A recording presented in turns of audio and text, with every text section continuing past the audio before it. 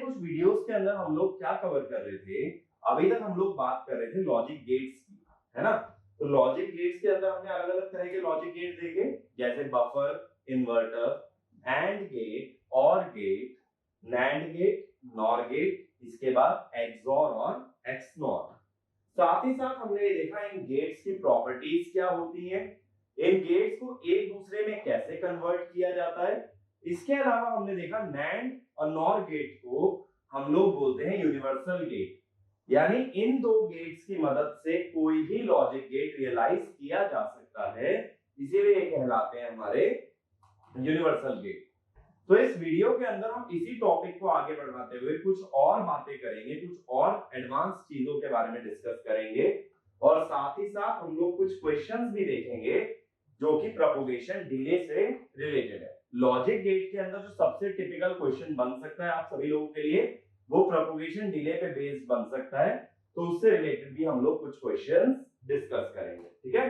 तो पहले छोटे छोटे टॉपिक्स जो हमारे बाकी है इस चैप्टर के अंदर, उसके बारे में बात कर लेते हैं। तो पहली बात मैं कर रहा हूं इम्प्लीकेशन लॉजिक के बारे में, या इम्प्लीकेशन लॉजिक गेट। अब इम्प्लीकेशन का मतलब क्या होता है, इम्प्लीकेशन को देखो ऐसे शो करते हैं, ए इंप्लाइज बी। ए इंप्लाइज बी का मतलब ये है अगर ए ट्रू हुआ तब हम लोग बात करेंगे बी की, यानी बी के बारे में डिस्कस करने से पहले ये चेक करना बहुत ही जरूरी है that A must be true, ठीक है। अब इसको कैसे लिखा जाता है, ये होता है ए बार प्लस बी। अब इसको दिखाओगे कैसे, देखो ए का बार लेना है तो ए पे बबल दिखा दो, और फिर बी के साथ उसका और करना है, तो इस तरह से। अब देखो इसके अंदर क्या होगा, इफ ए इक्वल टू 1, अगर ए 1 है तो ए बार क्या है 0, तो y किसके बराबर होगा b के, और अगर a फॉल्स हो गया तो 0 का बार क्या होगा 1, y इक्वल टू 1। यानी b को कब देखा जाएगा आउटपुट पे, जब a की वैल्यू 1 होगी। अगर a ट्रू है then only we will check the value of b and that is called as the implication logic। जैसे पिछले वीडियो के अंदर मैंने ये बताया था, नैंड गेट और नॉर गेट ऐसे गेट्स हैं जिनकी मदद से कोई भी लॉजिक गेट रियलाइज किया जा सकता है। सेम मैनर में इंप्लीकेशन गेट को भी हम लोग यूनिवर्सल गेट कहते हैं, यानी इसकी मदद से भी मैं कोई भी लॉजिक गेट रियलाइज कर सकता हूं। कुछ एग्जांपल्स देखते हैं। जैसे सपोज सबसे पहले मैं रियलाइज करना चाहता हूं एक इन्वर्टर, ठीक है। अब देखो इन्वर्टर कैसे रियलाइज करोगे,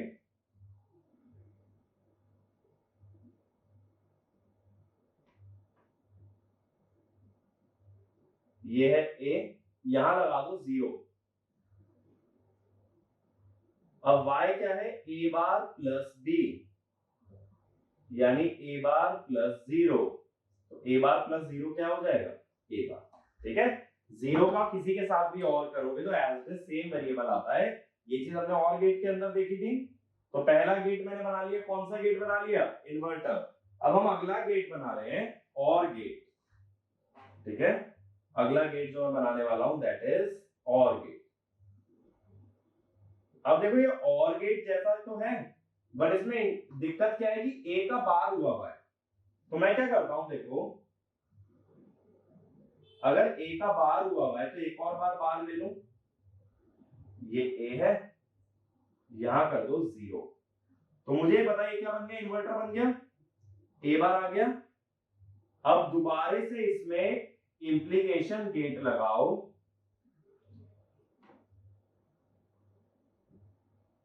अब जरा देखो ये इन्वर्टर है, पहले वाला गेट जैसा मैंने ऊपर बताया, यहां ए बार आया, फिर से बबल लगा, बबल लगने से ए बार क्या बन जाएगा ए, और गेट क्या कर देगा ए प्लस बी, तो ये बन गया हमारे पास एक और गेट। तो देखो मेरे को कैसे पता कि कैसे रियलाइज करना है, मैंने सबसे पहले ये चीज नोटिस करी कि ये और गेट का ही काम कर रहा है, बट इसके अंदर ए ना आते हुए ए का बार आ रहा है। तो अगर मैं किसी तरह से ए के बार को कैंसिल कर दूं तो मैं क्या बना सकता था, और गेट। तो मैंने वही लॉजिक से डिजाइन किया कि पहले ए पे बार ले आया, फिर बबल से बबल कैंसिल हो गया। ठीक है, अब तीसरा गेट हम लोग जो बनाने वाले हैं that is your NAND gate. अब देखो NAND गेट के लिए समझना क्या करना पड़ेगा। NAND गेट में y किसके बराबर होता है, AB का बार।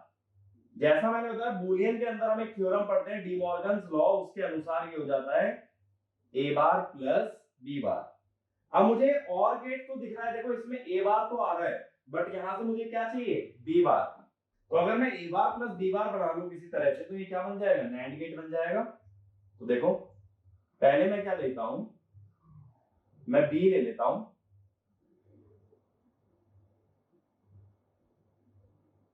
B बार बनाने के लिए मैंने B पे एक इन्वर्टर लगा दिया। यहां से क्या मिला मुझे, B बार। अब यहां से ले लो एक A, ये A है। अब देखो A पे बबल लग गया, A पे बबल लगने से क्या बन गया, A बार। नीचे से क्या आ रहा है, B बार। तो ये और गेट क्या करेगा, A बार प्लस B बार, जिसका मतलब AB का बार। ठीक है, ऐसे ही मैं इससे बना सकता हूं AND गेट। AND गेट काफी सिंपल है। AND गेट को कैसे रियलाइज करोगे, NAND प्लस इन्वर्टर, ऐसे बना सकता हूं ना। इन्वर्टर का डिजाइन हम जानते हैं ये है। तो ये जो आउटपुट आ रहा है y, इसको एक इन्वर्टर में पास कर दो, तो इससे क्या बन जाएगा, AND गेट। ऐसे ही चाहो तो क्या बना सकते हो, NOR गेट। NOR गेट कैसे बनाओगे, और गेट अभी बनाया हमने प्लस इन्वर्टर, ये और गेट है, और गेट में क्या लगा दो, एक इन्वर्टर लगा दो, क्या बन जाएगा, NOR गेट। ऐसे ही जब NAND और NOR बना लिए इससे, और हमें ये मालूम है कि NAND और NOR गेट से सभी गेट बनाए जा सकते हैं, तो आगे भी कह सकते हो कि XOR और XNOR गेट भी बन सकते हैं। कौन से गेट से, इंप्लीकेशन लॉजिक गेट से। यानी सिर्फ NAND और NOR ही यूनिवर्सल गेट नहीं होते, ये जो इंप्लीकेशन लॉजिक है ये भी एक यूनिवर्सल गेट का ही काम करता है। ये लॉजिक क्लियर हुआ। अब इसके आगे हम लोग एक और लॉजिक गेट की बात करते हैं। अगली हम लोग बात कर रहे हैं जिसे बोलते हैं इनहिबिशन लॉजिक गेट। ठीक है, इनहिबिशन।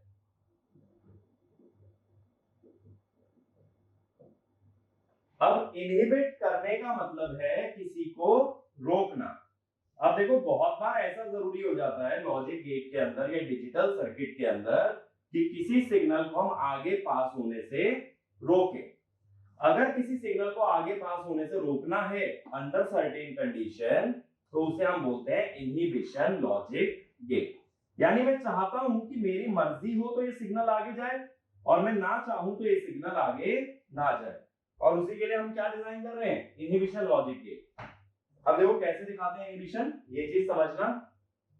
इनहिबिशन को लिखा जाता है A बाय B, यानी A को इनहिबिट करने के लिए किसका यूज कर रहा हूं, B का। अब इसको कैसे लिखते हो, y इक्वल टू AB बार। ठीक है, अब इसका मतलब क्या हुआ,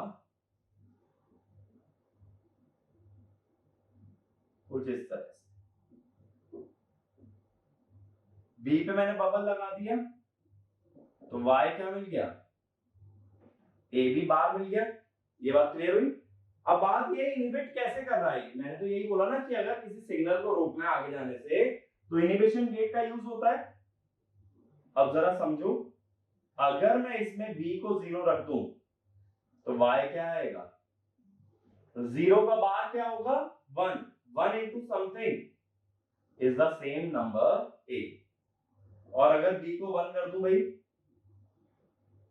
1 का बार क्या होगा, 0। 0 into समथिंग क्या आएगा, 0। तो इस केस में इसने ए सिग्नल को आगे जाने से इनहिबिट कर दिया, तो अगर बी को एसर्ट कर दोगे तो सिग्नल इनहिबिट हो जाएगा। एसर्ट करने का मतलब बी को अगर ऑन कर दोगे तो बी को ऑन कर देने से सिग्नल रोक लिया जाता है, और जब तक बी ऑफ है तब तक ए वाला सिग्नल हमारा आगे जाता रहेगा। अब देखो खास बात ये होती है, जैसे इम्प्लीकेशन गेट था यूनिवर्सल गेट कहलाया, ऐसे ही इनहिबिशन गेट भी एक यूनिवर्सल गेट का ही एग्जाम्पल है। ठीक है, अब बात ये आती है यूनिवर्सल गेट कैसे है अपना, ये चीज हमें समझना है। तो इससे हम लोग अलग अलग लॉजिक गेट बनाने का ट्राई करते हैं। पहला, जैसा पिछले केस में बनाया था, इन्वर्टर। अब इन्वर्टर कैसे बनाओगे, देखो सिंपल है, ए की जगह लगा दो 1, बी की जगह लगा दो ए।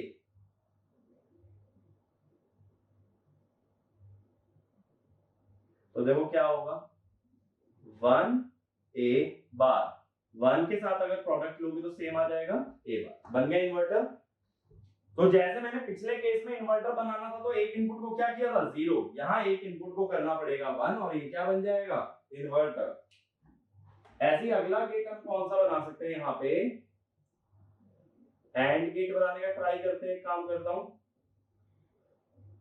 अब देखो ये कर तो एंड रहा है, लेकिन ये ए का एंड कर रहा है बी बार से, बट अगर मुझे एंड गेट बनाना है तो ए भी बनाना है, तो बी का बार हटाने के लिए एक और बार उस पे लगा दिया जाए।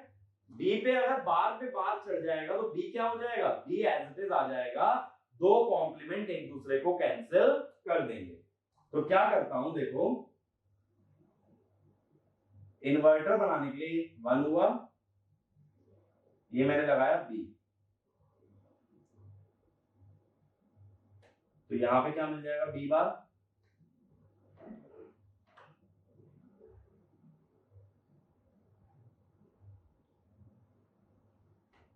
अब देखो बी बार के आगे बबल आ गया, तो बार का बार क्या हो जाएगा बी, तो ये बन गया y इक्वल टू ए, ये बन गया एंड गेट।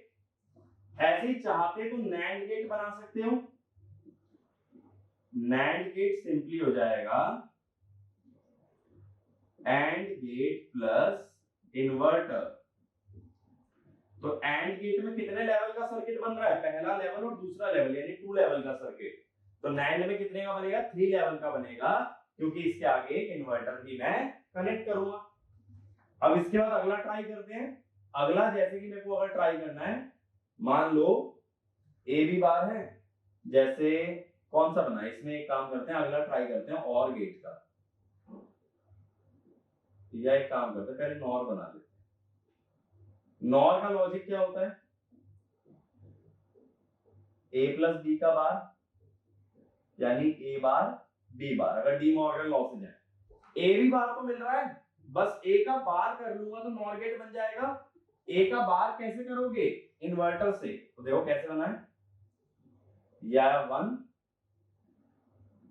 या ए,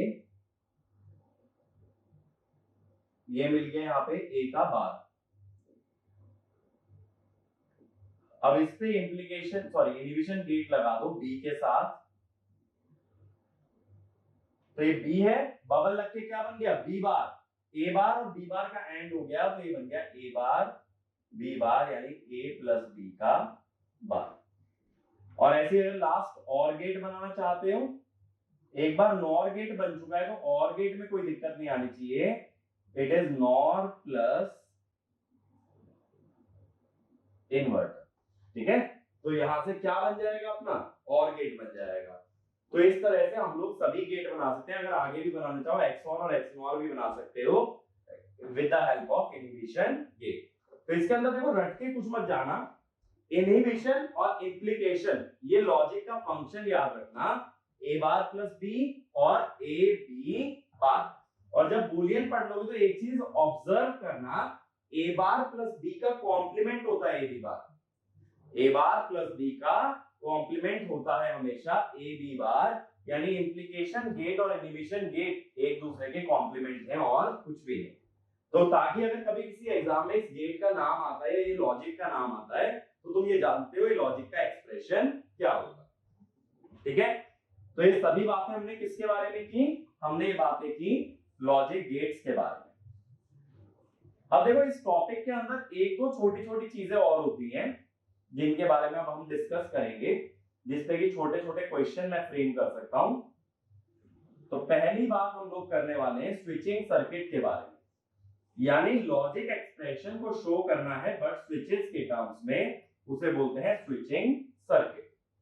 ठीक है, और इसके अलावा लॉजिक एक्सप्रेशन को दिखाने का एक और तरीका होता है which is called as Venn diagram, तो उस पर भी हम लोग अभी डिस्कस करेंगे। तो आगे हम लोग दो चीजों पे डिस्कस करेंगे, एक स्विचिंग सर्किट और एक वेन डायग्राम। ठीक है, तो यहां तक मैं उम्मीद करता हूं कि सभी लोगों को बहुत अच्छे से क्लियर है कि लॉजिक गेट्स के अंदर क्या क्या चीजें ऑब्जर्व करनी है। तो अब हम लोग बात करने वाले हैं नेक्स्ट स्विचिंग सर्किट्स के बारे में।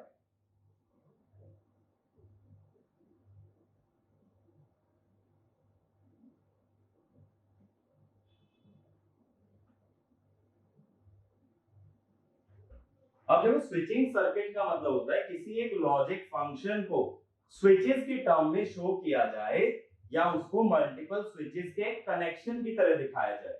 अब देखो जरा कैसे, एक बहुत सिंपल सा एग्जांपल लेता हूं।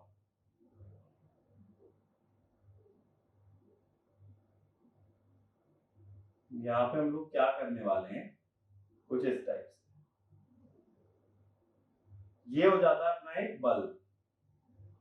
मान लो एक वोल्टेज लगी हुई है, ये वोल्टेज अगर बल्ब से जुड़ गई तो बल्ब जल जाएगा, और ये है स्विच, स्विच को मैंने नाम दे दिया ए। अब मैं डिजिटल लॉजिक के टर्म्स में बोलता हूं, अगर A1 है तो स्विच ऑन मानना है, और ऐसे ही अगर A0 है, जीरो का मतलब है स्विच इज ऑफ। अब छोटी सी बात एक चीज सोच के बताओ, अगर मैं A को 1 करता हूं स्विच ऑन हो जाएगा, स्विच ऑन हो जाने से वोल्टेज बल्ब के अक्रॉस आ जाएगी, स्विच ऑन होने से अगर वोल्टेज बल्ब के अक्रॉस आ जाएगी तो बल्ब के आगे क्या लिखूं, बल्ब ग्लोज, बल्ब जल जाएगा। और अगर A0 है तो ओपन सर्किट है, वोल्टेज बल्ब तक पहुंचेगी नहीं, तो बल्ब क्या रहेगा, ऑफ। तो इसका मतलब है कि अगर A1 हुआ बल्ब जल जाएगा तो इसको बोल देंगे आउटपुट हाई हो गया, इसको क्या बोल दोगे, आउटपुट हाई हो गया, ट्रू हो गया, और यहां आउटपुट 0 हो गया। यानी A1 है तो आउटपुट भी 1 है, A0 है तो आउटपुट भी 0 है। तो ये किसका काम कर रहा है, बफर का, समझे? तो बफर को हम लोग और कैसे दिखा सकते हैं, एक सीरीज स्विच की मदद से दिखा सकते हैं कि अगर A हाई है तो आउटपुट भी हाई है, और A लो है तो आउटपुट भी लो है। ऐसे ही देखो अगला लॉजिक गेट कौन सा पड़ा था, इन्वर्टर। अब जरा ये कंस्ट्रक्शन समझना,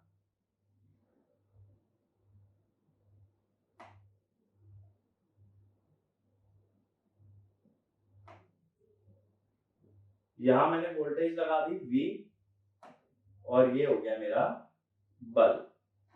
अब मुझे बताओ, अगर A हाई हो गया, अगर A हाई हो गया तो स्विच ऑन हो जाएगा, स्विच अगर ऑन हो गया तो ये बल्ब शॉर्ट सर्किट हो जाएगा, बल्ब शॉर्ट सर्किट हो गया तो बल्ब क्या हो गया, ऑफ हो गया।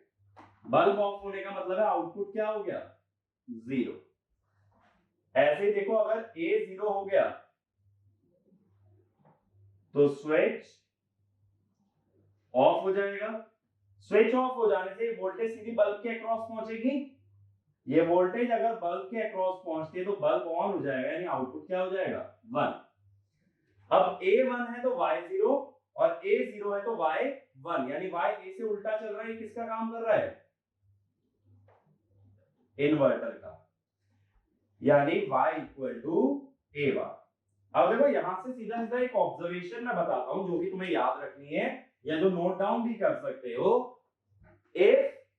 if the switch appears in series with the bulb, if the switch appears in series with the bulb, then the variable appears as it is, then the variable appears as it is.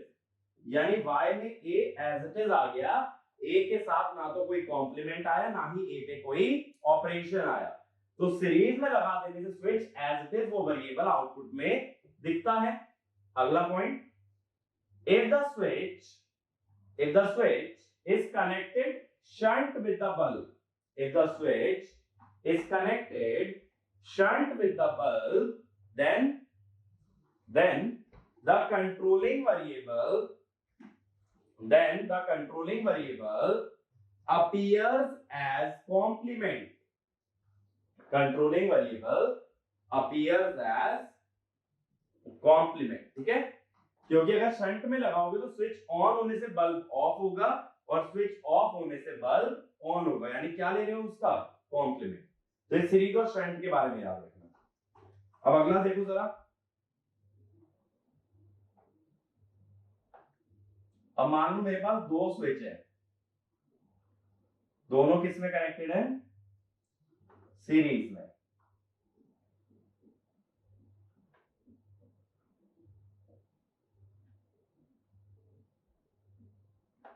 अब क्या बोलोगे, अगर दोनों में से एक switch on हो तो क्या करंट फ्लो कर सकता है? नहीं, करंट को फ्लो करने के लिए क्लोज लूप पाथ की जरूरत पड़ती है, और अगर बल्ब को जलाना है या क्लोज लूप पाथ चाहिए तो दोनों ही स्विचेस का ऑन होना जरूरी है। इसका मतलब मैं ये कहूंगा, if A equal to B equal to 1 then bulb glows।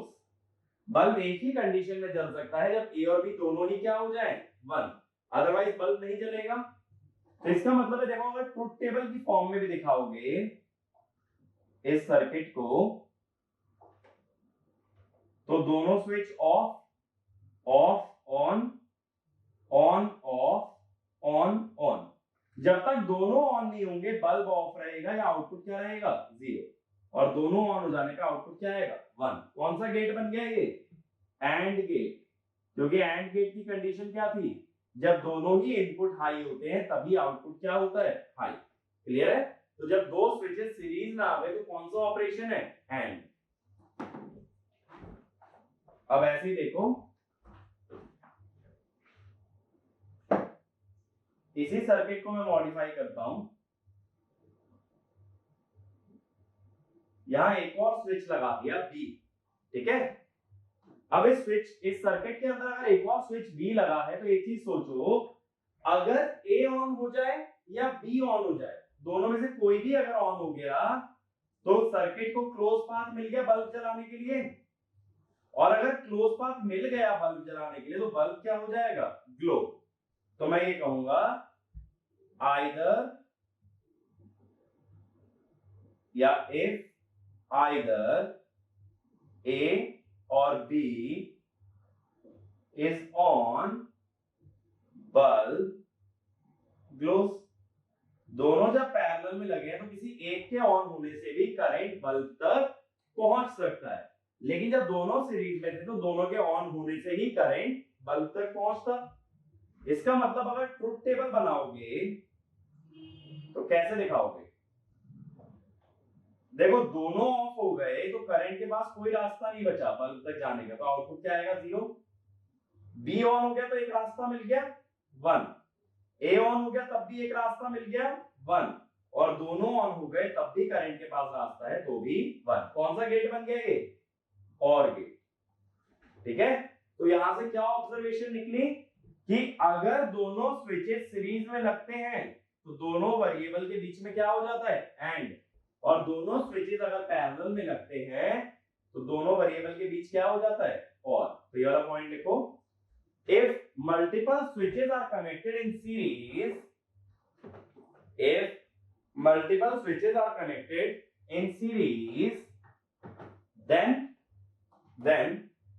AND operation is performed, then AND operation is performed on the controlling variables, on the controlling variables, but if multiple switches are connected in parallel, but if multiple switches are connected in parallel, then OR operation is performed. Then OR operation is performed. ठीक है, तो अगर ये बात को दिमाग में रखते हो तो किसी भी स्विचिंग सर्किट को सिंप्लीफाई किया जा सकता है डायरेक्टली. ठीक है, एग्जांपल लेते हैं. देखो एक स्विचिंग सर्किट दे रहा हूं, इसमें ये बताना कि इसका एक्सप्रेशन क्या आना चाहिए.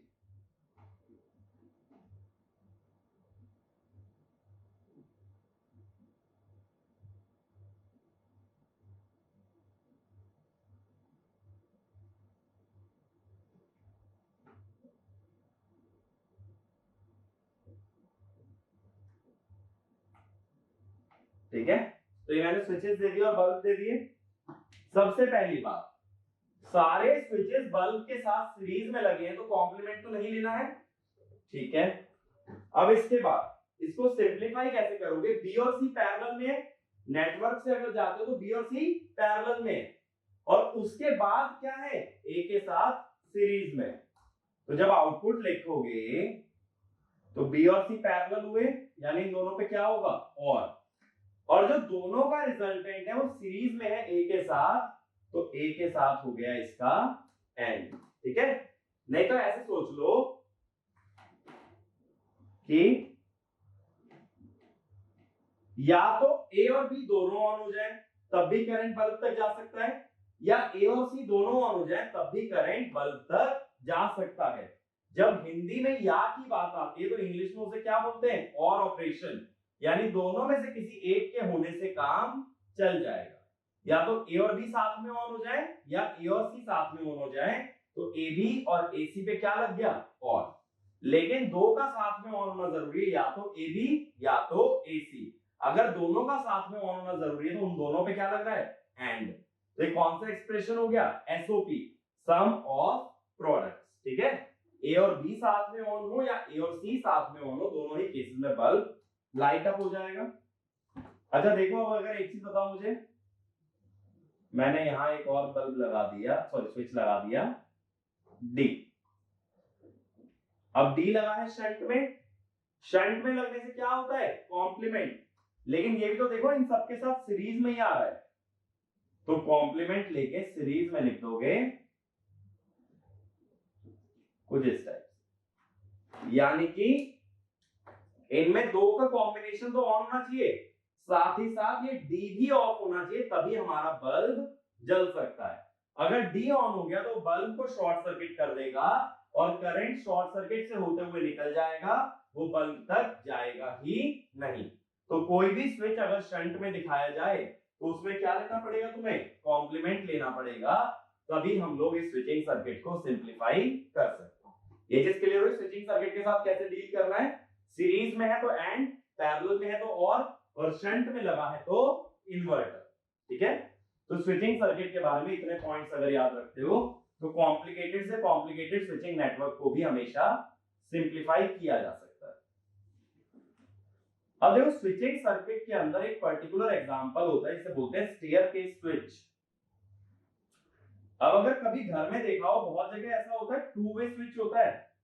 टू वे स्विच कैसा होता है? जैसे मान लो कमरे के अंदर ट्यूबलाइट का है, तो ट्यूबलाइट के लिए दो स्विचेस दे रखे होंगे, एक तो बेड के पास और एक किसी वॉल पे एक स्विच अलग से दे दिया होगा. तो उसमें क्या होता है? उसमें तुम ट्यूबलाइट को किसी भी एक स्विच से कंट्रोल कर सकते हो, तुम्हारी मर्जी है. बेड वाले से भी ऑन ऑफ हो सकती है और वो किसी वॉल वाले स्विच से भी ऑन ऑफ हो सकती है. लेकिन कंडीशन क्या होती है कि दोनों ही स्विचेस की स्टेट डिफरेंट होनी चाहिए, यानी या तो एक ऑन है तो एक ऑफ और दूसरा ऑन है तो पहले वाला ऑफ. दोनों ऑन हुए या दोनों ऑफ हुए तो बल्ब क्या हो जाएगा? ट्यूब क्या हो जाएगी? ऑफ. दोबारा समझो, टू वे स्विच जो होता है उसमें एक ही डिवाइस को चलाने के लिए दो स्विच दिए जाते हैं, लेकिन डिवाइस तब चलती है जब दोनों में से एक स्विच ऑन होता है और दूसरा स्विच ऑफ होता है. क्या ये ऑपरेशन कहीं पढ़ा हुआ है? बिल्कुल. ये ऑपरेशन का एग्जांपल है एक्सॉर गेट. जब दोनों इनपुट की कंडीशन डिफरेंट होती है, दोनों इनपुट की स्टेट डिफरेंट होती है, तब तुम्हारा एक्सओर गेट क्या आउटपुट देता है 1। इसीलिए हमने एक्सओर गेट को बोला था इनइक्वालिटी डिटेक्टर। और यही टू वे स्विच का कांसेप्ट है। अगर दोनों इनपुट अनइक्वल हैं या एक ऑन और दूसरा ऑफ है, तब हमारा बल्ब या लाइट क्या हो जाएगी ऑन। ये बात क्लियर हुई। तो एक्सओर गेट को एक और नाम से जानते हैं, it is also called as staircase switch और टू वे स्विच। बात है स्टेयरकेस क्यों आया, चलो टू वे तो समझ आता है। स्टेयरकेस में हमेशा अगर एक अच्छा डिजाइन इंजीनियर है या एक अच्छा इलेक्ट्रिकल इंजीनियर है तो दो स्विच देता है। दो स्विच कैसे देता है, एक स्टेयर्स में नीचे वाली स्टेयर पे और एक सबसे ऊपर। ऐसा क्यों, मान लो रात में आपको सीढ़ी चढ़ना है, ठीक है, एक फ्लोर से दूसरे फ्लोर जाना है और लाइट बंद थी, आप आए, आपने नीचे से स्विच ऑन कर लिया, लाइट जल गई, सीढ़ी चढ़ गए। अब वो बल्ब ऑफ कैसे हो, तो अगर मैं ऊपर भी एक स्विच दे दूं उसी बल्ब का, तो आप ऊपर जाकर के बल्ब को क्या कर दोगे ऑफ। इससे इलेक्ट्रिसिटी सेविंग भी हो गई और सेफ्टी का भी रिस्क नहीं आया। वरना एक चीज सोचो, सीढ़ी उतर रहे हो और उस बल्ब का स्विच नीचे है, अब बल्ब ऑफ है तो ऑन कैसे करोगे उसे, नहीं कर पाओगे, रिस्क आ गया। इसीलिए हमेशा स्टेयरकेस में दो स्विचेस प्रोवाइड होने चाहिए, एक सबसे नीचे और एक सबसे ऊपर, ताकि चढ़ते टाइम नीचे से ऑन करके ऊपर से ऑफ कर दो और उतरते टाइम ऊपर से ऑन करके नीचे आके उसे ऑफ कर दो। इससे सेफ्टी भी मिलती है और इलेक्ट्रिसिटी सेविंग भी। ठीक है, तो स्टेयरकेस स्विच भी क्या है, टू वे स्विच है या क्या है, एक्सओर गेट का एग्जांपल है। अब इसके बाद इसके अंदर एक और जो छोटा सा टॉपिक आता है which is called as Venn diagram. Logic को हम लोग वेन डायग्राम से भी दिखा सकते हैं। अब देखो, मैंने एक चीज बताई थी जब हमने इन्वर्टर की बात की थी या कॉम्प्लीमेंट की बात की थी, कि कॉम्प्लीमेंट क्या होता है। अगर सेट थ्योरी की टर्म्स में बात करें, एक सेट में से कुछ एलिमेंट्स निकाल लेने के बाद जो एलिमेंट बचते हैं उसे क्या बोलते हैं, कॉम्प्लीमेंट। यानी अगर एक ओवरऑल सेट लिया जाए या ओवरऑल सैंपल स्पेस ली जाए, उसमें से कुछ एलिमेंट्स को अगर एक्सट्रैक्ट कर लूंगा तो बचा हुआ सैंपल स्पेस में एलिमेंट्स क्या कहलाएंगे, कॉम्प्लीमेंट। इस चीज को देखो वेन डायग्राम में कैसे समझ सकते हो। अगर एक वेरिएबल की बात की जाए, एक वेरिएबल के लिए पहले मैंने देखो पूरा सैंपल स्पेस बना लिया, ये पूरा सैंपल स्पेस हो गया। अब अगर ये वाला रीजन ये बताता है इस रीजन में ए है, या ये कह दो ए की वैल्यू 1 है, इसका मतलब है इतना एरिया सैंपल स्पेस का ए के अंदर इंक्लूडेड है। तो सैंपल स्पेस में से अगर ए हटा लिया जाए तो क्या बचेगा, ए का कॉम्प्लीमेंट। ए का कॉम्प्लीमेंट कैसे दिखाओगे, यानी सैंपल स्पेस में ए के बाहर क्या है, ए बार। तो सर्कल के अंदर ए है, यानी ए 1 होने से ये वाला एरिया सिलेक्ट होता है, और ए अगर 0 है तो बाहर वाला एरिया सिलेक्ट होता है। तो सैंपल स्पेस में से कभी भी ए हटा लेने से क्या बचेगा, ए बार। तो वन वेरिएबल को वेन डायग्राम में ऐसे दिखाते हो, टोटल सेट एस, उसमें ए और ए बार। अब ऐसे देखो दो वेरिएबल में कैसे दिखाते,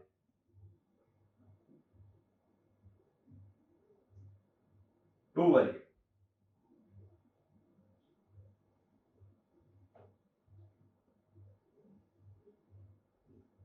देखो दो वेरिएबल के लिए दो सर्कल बनाए जाते हैं, ये हुआ ए, ये हुआ बी।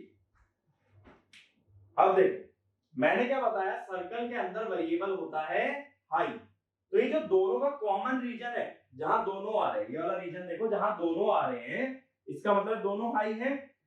दोनों हाई है तो इस रीजन को नाम दिया जाता है या इसको लिखा जाता है ए बी। यानी ये वाली टर्म सिलेक्ट कब होगी, जब ए 1 है और बी भी 1 है। देखो दोनों 1 है तो 1 1 का एंड क्या आएगा, 1। तो ये रीजन सिलेक्ट कब होता है, जब दोनों ही वेरिएबल 1 होते हैं। अब दूसरा रीजन समझो, ये वाला, ये वाला जो रीजन है। अब ये देखो ये ए से तो बाहर है, ए से बाहर क्या लिखते हो, ए बार, लेकिन बी के अंदर है। तो बी के अंदर को लिखोगे बी और ए के बाहर ए, तो ए बार बी। इसका मतलब ए को 0 होना जरूरी है। ए 0 हुआ तो ए के बाहर का रीजन सिलेक्ट हो गया, ए 0 हुआ तो क्या होगा, 0 का बाहर 1, 1 इंटू बी, बी। इसका मतलब बी का वो रीजन जो ए से बाहर है, बिल्कुल सही बात है। बी का वो हिस्सा जो ए के बाहर लाई करता है, बी का वो हिस्सा जो ए के अंदर लाई करता है वो तो ये रहा ए बी। बी का वो हिस्सा जो ए के अंदर लाई करे यानी कॉमन हिस्सा, तो वो क्या है A B. A bar B का मतलब है region of B lying outside A. Same logic से जरा ये बताना, ये कौन सा हिस्सा है, ये ए का वो हिस्सा है जो बी के बाहर है, यानी ए बी बार। ए के अंदर बी के बाहर, बाहर माने कॉम्प्लीमेंट, अंदर माने नेचुरल वेरिएबल, तो बी के बाहर ए के अंदर।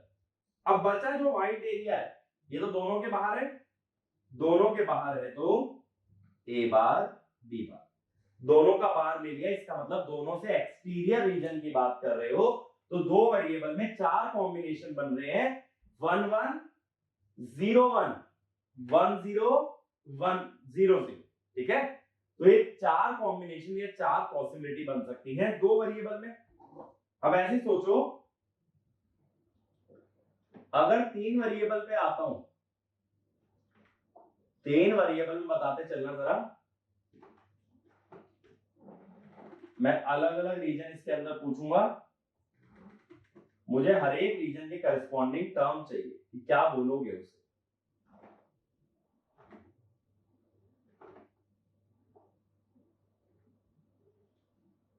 ये पॉसिबिलिटी है ना, ए बी सी। अब इसमें मुझे रीजन बताते चलना जो शेड करता जाऊं। सबसे पहले ये वाला रीजन बताओ, ये तीनों में कॉमन है, यानी तीनों के अंदर है तो ए बी सी, ठीक है। अब ये वाला रीजन देखो, जिसको मैंने ब्लू से शेड किया है, ये ए और बी में तो कॉमन है लेकिन सी के बाहर है। ए और बी में कॉमन है तो ए बी, लेकिन सी के बाहर है तो सी बार। ऐसे बी वाला देखो, ये ए और सी में कॉमन है लेकिन बी के बाहर है तो ए बी बार सी। ये वाला हिस्सा, ये बी और सी में कॉमन है लेकिन ए के बाहर है तो ए बार बी सी। ये क्लियर हुआ। अब ये वाला हिस्सा देखो,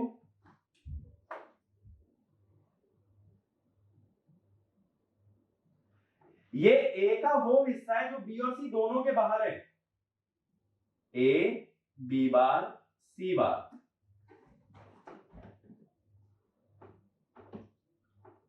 ये लाल शेडेड हिस्सा क्या है, बी का वो हिस्सा जो ए और सी के बाहर है तो ए बार बी सी बार। और ये वाला देखो, सी का वो हिस्सा जो ए और बी दोनों से बाहर है तो ए बार बी बार सी। और जो इन तीनों सर्कल के बाहर है, तीनों सर्कल के जो बाहर है उसको क्या लिखोगे, ए बार बी बार सी। तो 8 टर्म बन गई, 1 2 3 4 5 6 7 8। 3 वेरिएबल में कितनी टर्म्स बन सकती है मैक्सिमम, बन सकती है हमारे पास 8 टर्म। क्लियर है। तो इसका मतलब है वेन डायग्राम के अंदर हर एक हिस्सा किसी एक टर्म को रिप्रेजेंट करता है जिसकी मदद से मैं लॉजिक एक्सप्रेशन को लिख सकता हूं। अब देखो कैसे इस पे क्वेश्चन बना सकता हूं, जैसे यहीं पे देखो एक छोटा सा क्वेश्चन कि मैं कैसे फ्रेम करता। जैसे मान लो 3 वेरिएबल में क्वेश्चन आया,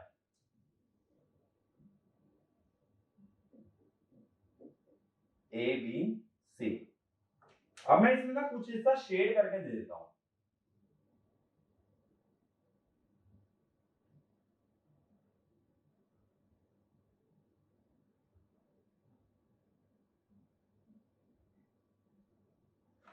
अब देखो इस हिस्से को, इसके अंदर देखो सबसे पहले ये छोटे वाला हिस्सा आ रहा है, ये छोटे वाला हिस्सा क्या है, ए और बी का कॉमन हिस्सा जो सी के बाहर है।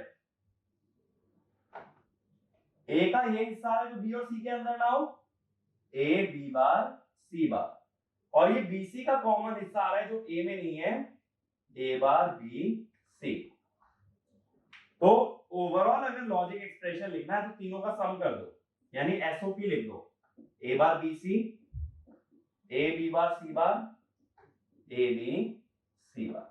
ठीक है, तो ये हमारे पास क्या आ गया, लॉजिक एक्सप्रेशन आ गया जो कि हमारे पास स्टेटेड रीजन था। तो वेन डायग्राम पे कैसे क्वेश्चन बना सकते हैं कि वेन डायग्राम बना करके तुम्हें रीजन शेड करके दे देगा। तो ये ध्यान रखना, अगर कोई भी सर्कल से एक्सटीरियर रीजन लेते हो तो कॉम्प्लीमेंट लगाना है, और सर्कल के अंदर वाला रीजन लेते हो तो कॉम्प्लीमेंट नहीं लगाना। कुछ भी रट के जाने की जरूरत नहीं है, ऐसा मत करना जो 8 पॉसिबिलिटीज बनाई है उनको तुम याद कर लो कि इसका नाम क्या है इसका नाम क्या है, नहीं। अगर सर्कल के अंदर वाला हिस्सा है डायरेक्ट वेरिएबल आएगा, सर्कल के बाहर वाला हिस्सा है तो उसमें कॉम्प्लीमेंट आएगा। तो ऐसे वेन डायग्राम पे भी हम लोग क्वेश्चन फ्रेम कर सकते हैं। ठीक है, अब देखो इस चैप्टर के अंदर यही सब टॉपिक्स आते हैं, लॉजिक गेट्स के अंदर यही सब चीजें आती हैं। बट जो चीज मैंने शुरू में बताया था इस लेक्चर के कि हम लोग को कुछ चीजें और देखनी है कि प्रोपगेशन डिले जब लॉजिक गेट्स मल्टीपल जुड़ते हैं। देखो इन्वर्टर के अंदर हमने देख लिया था प्रोपगेशन डिले का कंसेप्ट। अब मैं बात कर रहा हूं अगर मल्टीपल गेट्स आपस में कनेक्टेड रहते हैं तो प्रोपगेशन डिले से कैसे डील करोगे, वो चीज समझनी है। ठीक है, तो मैंने प्रोपगेशन डिले के लिए तुम्हें एक ही चीज समझाई थी शुरू में कि अगर प्रोपगेशन डिले आ जाए कभी भी डायरेक्ट आउटपुट नहीं निकालना है, बल्कि क्या करना है, हमेशा स्टेप बाय स्टेप चलेंगे, हर गेट का आउटपुट 1 बाय 1 कैलकुलेट करेंगे और तभी उस आउटपुट का यूज करेंगे। ठीक है, डायरेक्टली कभी मत निकालना। तो हम प्रोपगेशन डिले की बात कर रहे हैं, तो कुछ क्वेश्चन देखना है प्रोपगेशन डिले पे। देखो पहला एक सिंपल सा क्वेश्चन देख रहे हैं कि एक लॉजिक सर्किट गिवन है, बहुत सिंपल क्वेश्चन देख रहे हैं।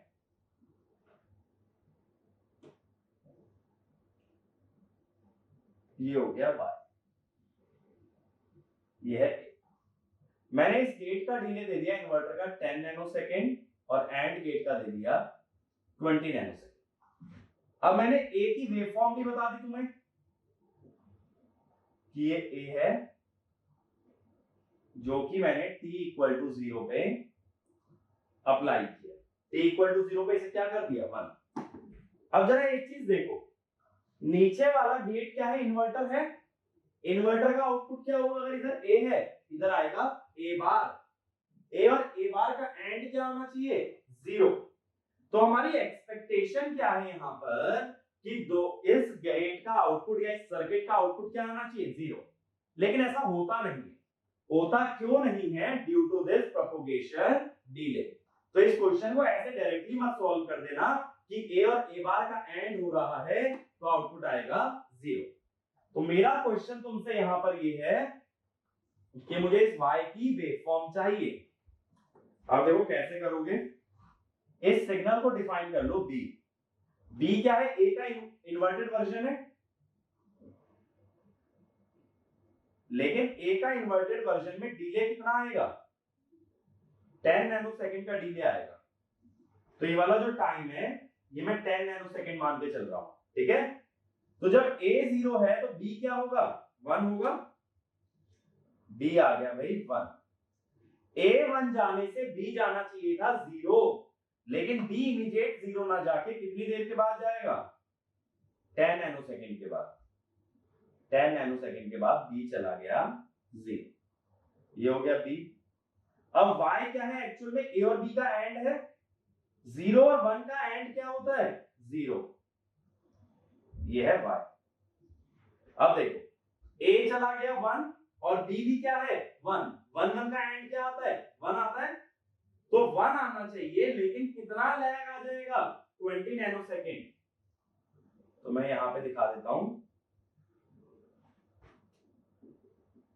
20 नैनोसेकंड। तो देखो 0 के जस्ट बाद दोनों इनपुट 1 1 है, बट आउटपुट 1 एकदम से नहीं जा सकता, आउटपुट 1 कब जाएगा 20 के बाद। तो 20 तक ये 0 चलेगा, 20 पे आ गया 1। अब देखो 10 के जस्ट बाद, 10 के जस्ट बाद देखो a 1 है और b 0 है। 1 और 0 का एंड क्या आता है? 1 और 0 का एंड आता है 0। तो 1 और 0 का एंड 0 आएगा कहां पे? 10 पे। लेकिन ये गेट कितना डिले देगा? 20। तो 10 पे आउटपुट ना आकर के कहां आएगा? 20 डिले होके आएगा। तो 10 + 20 माने 30। तो 10 पे आना चाहिए था 0, लेकिन 20 का डिले आ गया तो 0 कहां आएगा? 30। तो देखो आउटपुट कॉन्स्टेंटली 0 रहना चाहिए था, लेकिन आउटपुट 1 आ गया। 1 कितनी देर के लिए आया? 10 नैनोसेकंड के लिए। तो इसको हम लोग बोल देते हैं ग्लिच, कि due to propagation delay output में ग्लिच आ गया। जो आउटपुट कॉन्स्टेंटली 0 रहना चाहिए था वो बीच में क्या हो गया? 1। तो इस तरह से प्रोपगेशन डिले को हैंडल किया जाता है कि 1 बाय 1 हर एक सिग्नल की वैल्यू निकालोगे। कभी भी ऐसा नहीं करोगे कि a डॉट a बार हो गया 0। ठीक है, ऐसी एक और एग्जांपल लेते हैं।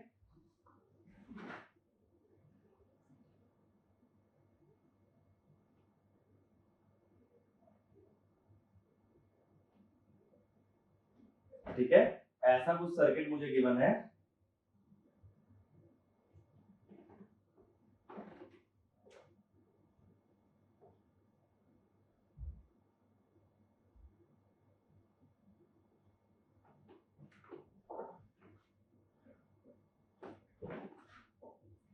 अब इसके अंदर पहले गेट का डिले है अगेन 10 नैनोसेकेंड और दूसरे गेट का डिले है 20 नैनोसेकेंड। अब मैंने जैसा बताया बीच के सिग्नल्स को भी कुछ डिफाइन कर लो। देखो ए तो यहां डायरेक्टली आ रहा है, इसके आउटपुट को मैंने बोल दिया बी। अब ए की वैसी वेवफॉर्म मान लो जैसी पहले दे रखी है कि ए को सडनली हाई कर दिया गया है कितने टाइम पे? t = 0। ठीक है, अब मेरे को y की वेवफॉर्म जाननी। देखो यहां पे a है, यहां पे भी a है, इन दोनों में तो कोई डिले नहीं आ रहा। a और a का नॉर क्या देगा? नॉर देगा a + a का बार। a + a भी a होता है, a बार। यानी जो b है वो क्या है? a बार है। लेकिन a बार तुरंत नहीं मिल रहा, ये नॉर गेट कितना टाइम ले जा रहा है? 10 नैनोसेकंड। तो जब b बनाओगे तो a का बार बनाना है। तो जब a 0 था तो b क्या होगा? 1। लेकिन a के 1 जाते ही b 0 नहीं जाएगा, बल्कि कितनी देर के बाद जाएगा?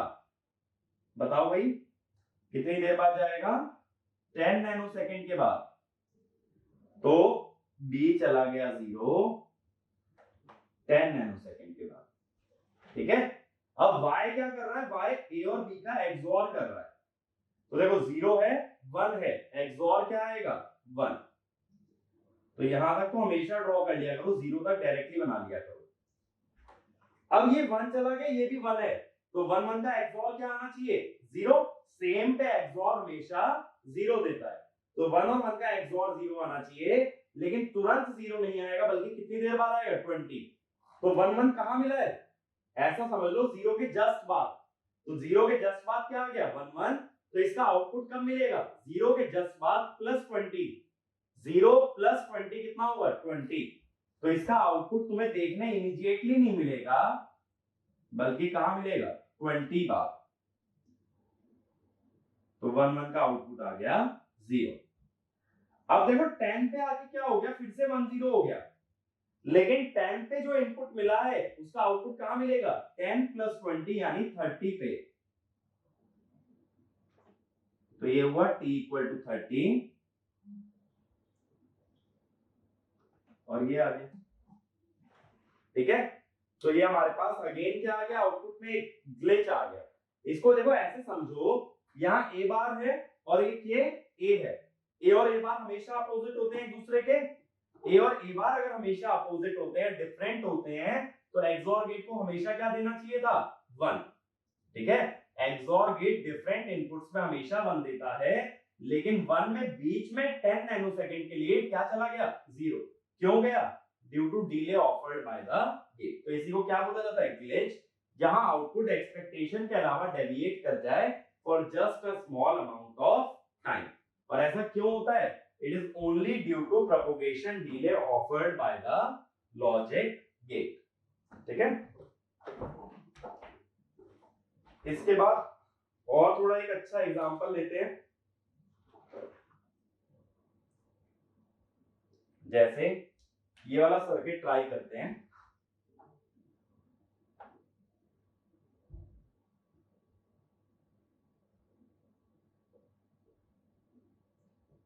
ए बी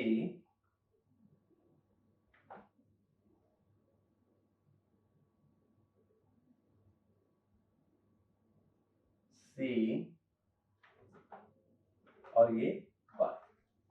अब इसके अंदर हमें बोला गया है कि डिले हर एक गेट का तुम्हें मान के चलना है 20 नैनो सेकेंड।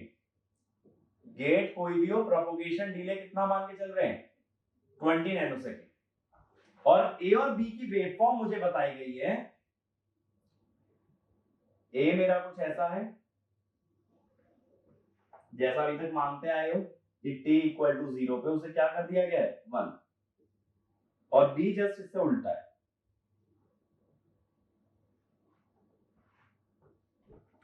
ठीक है, ये b है, और ये वाला टाइम जो है ये टाइम है अपना t इक्वल टू 0। आगे चले तो एक क्वेश्चन है, तो जिस किसी को अटेम्प्ट करना है यहाँ पे वीडियो को पॉज करके एक बार ट्राई करो y की वेवफॉर्म बनाने का, और जो लोग सॉल्यूशन देखना चाहते हैं वो आगे कंटिन्यू करें। अब देखो इस सिग्नल को मैं मान लेता हूं d क्या है, b का बार है, लेकिन ये हर एक गेट जब 20 नैनो सेकंड का डिले देता है तो b का बार तो मिलेगा, लेकिन कितनी देर बाद मिलेगा 20 के बाद। तो जहां b 1 है वहां d 0 है। अब b तो 0 चला गया, कहां पे चला गया 0 पे, लेकिन ये गेट टाइम खा जाएगा 20, तो 0 पे जो सिग्नल मिलना चाहिए था वो कितनी देर बाद मिलेगा, वो मिलेगा 20 के बाद। तो यहां पे एक लाइन ड्रॉ कर लेता हूं, ये 20 नैनो सेकंड की है, तो जो आउटपुट मुझे 0 पे मिल जाना चाहिए था वो कहां मिलेगा 20 नैनो सेकंड। ये बन गया डी का वेवफॉर्म। अब अगला गेट देखो जो एंड गेट है, इसके आउटपुट को मान लो ई। एंड गेट क्या कर रहा है, ए और डी का एंड कर रहा है, ए और डी का। अब देखो 0 और 0 का एंड क्या होगा 0 होगा, 1 और 0 का एंड क्या होगा 0। लेकिन ये तुरंत ना मिलके, जो 0 वाला पॉइंट है वो तुरंत ना मिलके कहां मिलेगा 20। तो 20 तक तो ये ऐसे कंटिन्यू करेगा। तो अब देखो जो 0 पे सिग्नल आया, 0 के जस्ट बाद ये 1 है ये 0 है, 1 और 0 का एंड क्या आएगा 0। बट जो 0 के बाद का सिग्नल था उसका आउटपुट कितनी देर बाद मिलेगा 20 के बाद। तो 20 के बाद क्या आ जाएगा 0, 20 के बाद भी आ गया 0। लेकिन अब देखो 20 पे आकर के, 20 पे क्या है ये भी 1 है और ये भी 1 है, 20 नैनो सेकंड पे दोनों हो गए 1, तो दोनों का एंड क्या आएगा 1। लेकिन जब 20 नैनो सेकंड पे दोनों 1 हुए हैं, आउटपुट तुरंत नहीं मिल सकता। आउटपुट कहां मिलेगा, आउटपुट मिलेगा 40 पे। तो ये लाइन ड्रॉ कर ली 40 नैनो सेकंड की, 20 पे आके दोनों 1 1 हो गए, तो आउटपुट 1 जाएगा बट 40 पे। तो ये वेवफॉर्म किसकी बन गई भाई ई की। अब इसके बाद हमें कौन सी वेवफॉर्म और गिवन होनी चाहिए, सी की वेवफॉर्म और गिवन होनी चाहिए। तो सी मैं दे देता हूं यहां पर, सी मान लो ए जैसा गिवन है, ये डेटा मिसिंग था, सी भी गिवन है इस तरह से। ठीक है, अब इसके अंदर देखो जो लास्ट गेट है उसका आउटपुट है y, y क्या कर रहा है e और c का XOR, 0 0 का XOR 0, 0 और 1 का XOR क्या आएगा 1। लेकिन 0 वाला आउटपुट कहां मिलेगा 20 पे, तो 1 आ गया 20 पे। अब 20 पे इनपुट देख लो, 20 पे क्या है 0 1, 20 पे 0 1 है तो उसका आउटपुट कहां मिलेगा 40 पे, ये मिल गया। 40 पे देखो 1 1, 40 पे 1 1 है तो 1 1 का XOR क्या होगा 0। लेकिन 40 पे जो इनपुट है उसका आउटपुट कहां मिलेगा 60 पे, तो 60 पे 0 चला जाएगा। तो आउटपुट के अंदर एक तरह से एक पल्स आ रही है, और कितनी ड्यूरेशन ड्यूरेशन की आ रही है 20 से लेके 60 यानी 40 नैनोसेकंड की पल्स बनती है। ठीक है, इस तरह से स्टेप बाय स्टेप ही हमेशा हमें सॉल्व करना है। ठीक है ना। देखो इसी को करने का एक बेटर मेथड क्या हो सकता था, ये चीज मैं बताता हूं। इसी को जो है ना बिना ग्राफ के टेबल मेथड से भी सॉल्व कर सकते हो। टेबल मेथड से कैसे सॉल्व करोगे, मान लो यही क्वेश्चन था, टाइम की लिस्टिंग कर लो ए बी सी। अब ये तो 3 इनपुट हो गए, तुमने कौन कौन से सिग्नल डिफाइन किए, डी ई वाई। ठीक है, अब टाइम देखो, पहले 0 से पहले की बात कर लो। 0 से पहले ए कितना है 0, बी कितना है 1 और सी भी कितना है 0। अब जो डी है वो बी बार के बराबर है, बी बार कितना होगा 0। 0 से पहले की बात कर रहा हूं, अभी कोई चेंज कंसीडर नहीं कर रहे। ठीक है, ई क्या है, ई है ए और डी का एंड, ई है ए डी, ए और डी दोनों 0 0 तो एंड भी आया 0। वाई क्या है, सी और ई का एक्सओर, 0 0 का एक्सओर 0। तो एक इनिशियल कंडीशन मैंने बना ली सभी वेवफॉर्म की। मैंने कैसे बनाया, 0 से पहले सिग्नल का लेवल देखा और यहां डिले कंसीडर मत करना, डिले 0 के बाद कंसीडर करना स्टार्ट करेंगे। तो शुरुआत की जो मेरे पास वैल्यूज थी उनसे मैंने सभी सिग्नल की वैल्यू डिराइव कर ली। अब देखो आगे क्या करोगे, अब आ जाओ 0 प्लस पे। 0 प्लस पे क्या हुआ, ए की वैल्यू क्या हो गई, ए की वैल्यू हो गई 1, बी की वैल्यू हो गई 0 और सी की वैल्यू भी हो गई 1। अब डी की बात करो, डी क्या है, बी बार है, तो डी बी बार तो है लेकिन इसका आउटपुट कहां मिलता है 20 नैनोसेकंड पे।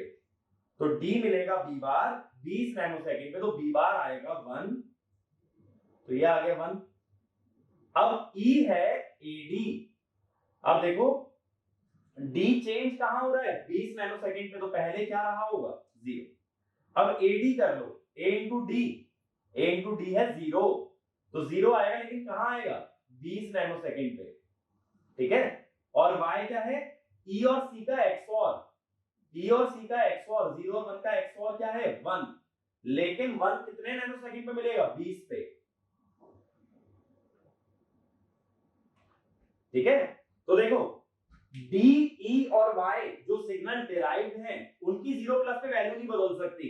क्यों नहीं बदल सकती, क्योंकि हर एक गेट में डिले है, कितना डिले है 20 नैनोसेकंड का, तो तुरंत इनकी वैल्यू नहीं बदलेगी। इनकी वैल्यू कहां बदलेगी 20 नैनोसेकंड पे जा करके। ये बात समझ आई, अब आगे समझो। तो जो B की वैल्यू 0 प्लस पे थी वो D में पहुंची कहां पे 20 नैनोसेकंड पे। ऐसे ही E को चाहिए था AD, उसने 0 पे देखा A और D और उसका आउटपुट कहां मिला 20 पे। ऐसे ही Y को चाहिए था C और E का XOR, तो C और E की 0 प्लस वाली वैल्यूज देखी C और E और उसका आउटपुट कहां मिला 20 पे, क्योंकि सभी गेट्स में डिले कितना है 20। अब अगला टाइम ले लो 40। अब देखो ये वैल्यूज तो A और B C तो स्टैटिक हो गए ना, अब 20 पे जो वैल्यू है उसका आउटपुट कहां देखने मिलेगा 40 पे, तो 20 पे अगर 0 है तो B बार 40 पे कितना होगा 1। फिर AD, A और D देखो A 1 है और D भी 1 है, इसका आउटपुट कहां मिलेगा 40 पे। अब C और E का XOR, C 1 है और E 0 है, तो 1 और 0 का XOR 1 आएगा। ये तो अभी भी सेम रहेंगे। अब अगला टाइम लो 60 नैनोसेकंड, क्यों ले रहा हूं क्योंकि हर एक का डिले 20 है, तो 20-20 के गैप पे ले रहा हूं। अब जब 40 पे 0 है तो इसका आउटपुट कहां मिलेगा 60 पे। अब E है AD, A और D दोनों 1 1 है, 1 1 का एंड क्या आएगा 1 और कहां आएगा 60 पे। A और D देखो दोनों 1 1 है, इसका आउटपुट 20 नैनोसेकंड बाद मिल रहा है 60 पे। अब C और E देखो C 1 है और E भी 1 है, C और E दोनों 1 है तो XOR क्या आएगा 0। 40 पे दोनों 1 1 है तो आउटपुट कहां मिलेगा 60 पे। इसके बाद आगे भी निकालोगे तो सेम ही आउटपुट आएगा। इसमें देखो Y की वैल्यू 1 रही है कहां से कहां तक जीरो से लेने के बाद, सॉरी 20 से लेने के बाद 60 तक, 20 से 60 तक बन रही है, जो कि वाला टाइम क्या है 20, और ये वापस जीरो कितने पे गई है 60 पे, तो 20 से 60 तक वैल्यू 1 रहेगी, यही आ रहा था। तो यही चीज वेवफॉर्म से भी हो सकती है और यही चीज टेबल से भी हो सकती है। दोबारा एक बार समझते हैं टेबल के बारे में, मैंने क्या बोला, सबसे पहले जीरो माइनस यानी स्टार्टिंग वैल्यूज को नोट कर लो टेबल में, और उन्हीं के हिसाब से डिराइव्ड सिग्नल लिख लो, D E Y, derived signal लिखिए, कोई प्रोपगेशन डिले मत कंसीडर करो जीरो से पहले। अब जस्ट ये देखो जीरो के बाद क्या वैल्यूज हो गई, जीरो के बाद 3 इनपुट हो गए 1 0 1, ए बी और सी तीनों इनपुट थे, ठीक है, तो 1 0 और 1 आ गए। लेकिन जो डिराइव्ड सिग्नल है जिनको तुमने माना है वो तुरंत नहीं बदल सकते, तो उनकी वैल्यूज पहले वाली ही रह गई 0 0 0। अब 0 प्लस का जो वैल्यू कंसीडर कर रहे हो उसमें डिले ऐड करके आउटपुट निकाल लो। पहले गेट, तीनों गेट का डिले क्या 20 20 है, तो जब 0 वाला इनपुट देख रहे हो तो आउटपुट कहां मिलेगा 20 पे, फिर 20 वाला इनपुट देखोगे कहां मिलेगा 40 पे, फिर 40 वाले इनपुट से कहां डिराइव होगा 60 पे। तो हमेशा एक स्टेप आगे आउटपुट लिखोगे पिछले स्टेप के इनपुट को देख करके। अगर अलग अलग डिले रहता है तो यहाँ 5-5 के गैप पे बना लेते, ठीक है, 5-5 के गैप पे टाइम बना लेते, उससे भी आंसर निकाल सकते हो। और अगर वेवफॉर्म से जाना चाहते हो तो वेवफॉर्म से भी जा सकते हो, बट ये जरूर ध्यान रखना कि हर सिग्नल जो इंटरमीडिएट अलाई कर रहा है, हर एक सिग्नल की वैल्यू डिराइव की जाती है, तभी प्रोपगेशन डिले पे बेस्ड क्वेश्चन को सॉल्व किया जा सकता है। ये बात क्लियर है, ठीक है। तो इस पे एक काम करते हैं, एक एग्जांपल और ले लेते हैं, थोड़ा सा जो डिफिकल्ट हो।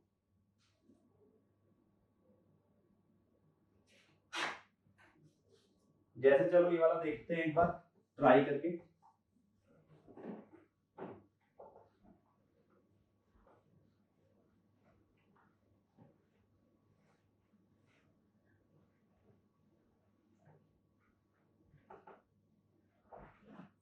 इसमें हमें सर्किट देखो कुछ ऐसे गिवन है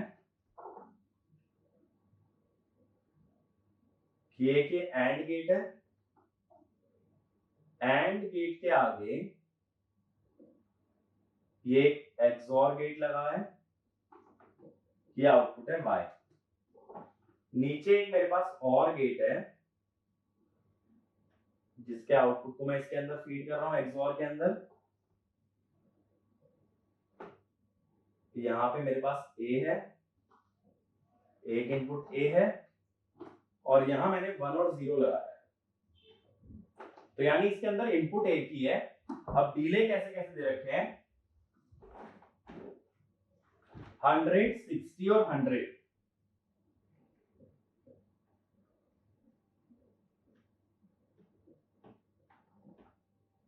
ठीक है। अब a की वेवफॉर्म कुछ ऐसे दिखाई गई है, यानी t इक्वल टू 0 पे a की वैल्यू क्या चली गई 0 चली गई 1 से। अब देखो 1 और a का जो एंड है वो क्या आएगा a आएगा, 1 और 0 का और भी क्या आएगा a आएगा, लेकिन पहले वाला गेट कितना डिले दे देगा, पहले वाला गेट डिले दे देगा 100 का, तो इस सिग्नल को b मान लो जो कि a के बराबर है, इसको c मान लो जो कि a के बराबर है, बट b में कितना डिले है 100 का और c में कितना डिले है 60। तो पहले देखो b बना लेते हैं, तो जब a 1 था तो b भी क्या रहा होगा 1, लेकिन a के 0 जाते ही तुरंत b 0 नहीं जाएगा, b 0 कितने टाइम बाद जाएगा 100 नैनोसेकंड बाद। तो मान लो मैंने 100 नैनोसेकंड ड्रॉ कर लिया, तो b 0 तो जाएगा लेकिन 100 नैनोसेकंड के बाद। अब c बना लो, a 1 था तो c भी 1 था, लेकिन a 0 जाते ही तुरंत c 0 नहीं जाएगा, कितने टाइम बाद जाएगा 60, तो बीच में कहीं 60 दिखा देता हूं, तो c 0 जाएगा 60 नैनोसेकंड के बाद, ये हुआ। अब आउटपुट पे आ जाओ y पे, अब c और b का एक्सओर लेना है, तो देखो 1 1 का एक्सओर क्या होगा 0, 1 1 का एक्सओर 0, फिर 1 1 का एक्सओर क्या रहेगा 0 ही रहेगा, तो 0 ही चला, लेकिन 0 वाला आउटपुट कहां मिलेगा, देखो 0 पे जो सिग्नल है, 0 पे सिग्नल क्या है 1 1, 1 का आउटपुट क्या आएगा 0 0 आएगा, लेकिन कहां पे 100 पे।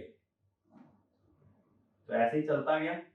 अब 60 पे देखो, 60 के बाद हो गया 1 और 0, 60 के बाद 1 और 0 हो रहा है, 1 और 0 का XOR क्या होता है 1, लेकिन जो इनपुट 60 पे मिला है उसका आउटपुट कहां मिलेगा 60 प्लस 100 यानी 160।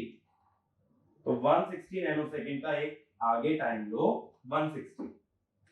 तो देखो ये है 1 और ये है 0, 1 और 0 का XOR आएगा 1, लेकिन कहां आएगा 60 प्लस 100 160 पे।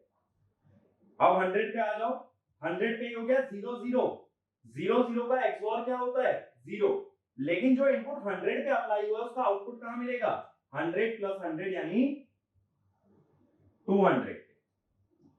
तो 200 पे वापस 0 चला है। तो ये आउटपुट आ गया। आउटपुट के अंदर हमारा एक छोटा सा ग्लिच आ रहा है 40 नैनोसेकंड का 160 से लेके 200 तक, ठीक है। तो इस तरह के क्वेश्चन फ्रेम किए जा सकते हैं प्रोपगेशन डिले पे। इसमें जैसे मैं क्वेश्चन ये पूछ सकता था, find the duration for which output y remains high, ठीक है।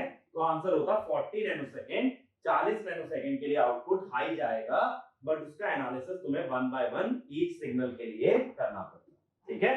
तो लॉजिक गेट के अंदर प्रोपगेशन डिले काफी इंपॉर्टेंट कांसेप्ट है, जिसपे कि एक बहुत अच्छा क्वेश्चन मैं गेट एग्जाम के अंदर फ्रेम कर सकता हूं, ठीक है। तो लॉजिक गेट के अंदर इससे ज्यादा हमारा कुछ कवर नहीं होता है, हमने सारे कांसेप्ट कवर कर लिए हैं Venn diagram, switching circuit, propagation delay को इंक्लूड करके, ठीक है।